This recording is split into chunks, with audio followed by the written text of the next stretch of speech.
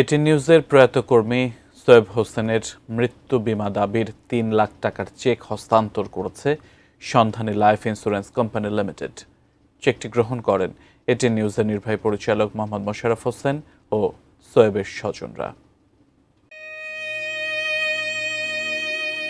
গত ৬ মে রাতে হৃদরোগে আক্রান্ত হয়ে মৃত্যু হয় এটিএন নিউজের অ্যাকাউন্টস বিভাগের কর্মী সোয়েব হোসেনের।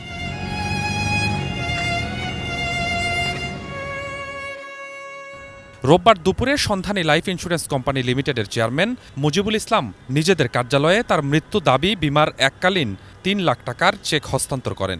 চেক গ্রহণ করেন সোয়েবের মা ও বোন এবং এটিএন নিউজের নির্বাহী পরিচালক মোহাম্মদ মোশাররফ হোসেন।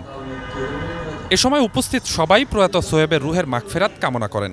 এটিএন নিউজের সাথে সম্পর্ক আরও দীর্ঘায়িত হওয়ার প্রত্যাশা করেন সন্ধানী লাইফ ইন্স্যুরেন্স কর্তৃপক্ষ।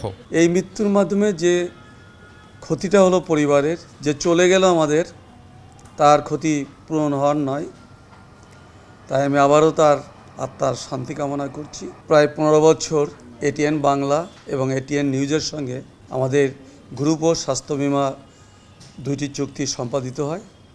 সেই থেকে আমাদের একসঙ্গে পথ চলা এবং এই পথ চলার মাধ্যমে এটিএন বাংলা এবং এটিএন নিউজ সন্ধানী লাইফের সঙ্গে একটি পারিবারিক সম্পর্ক তৈরি হয়েছে, যা আগামীতেও থাকবে। কাঠ ও পিভিসি ম্যাটেরিয়ালের সংমিশ্রণে তৈরি আধুনিক আরএফএল উডিডো, কাঠের চেয়েও কঠোর।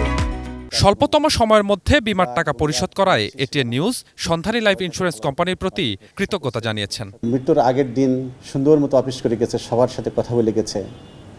আমরা কেউ জানতাম না যে তার এইভাবে পরের দিন সে অফিসে আর আসতে পারবে না, এটি তার শেষ অফিস। সবাই দোয়া করবো যে আল্লাহ যেন তার জান্নাতুল ফিরদৌস নসিব করেন। অত্যন্ত ভালো ছেলে ছিলেন, সবার সাথে তার মিল মহব্বত এবং কারোর প্রতি তার কোনো রাগ অনুরাগ কোনো কিছুই ছিল না।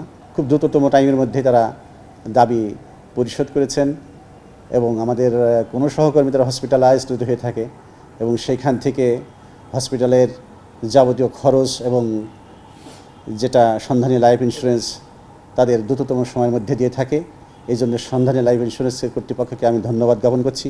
এর আগে এটিএন নিউজ পরিবারের অন্যতম সদস্য সোয়েব হোসেনের অকাল মৃত্যুতে গভীর শোক ও সমবেদনা প্রকাশ করেন নির্বাহী পরিচালক মোহাম্মদ মোশাররফ হোসেন।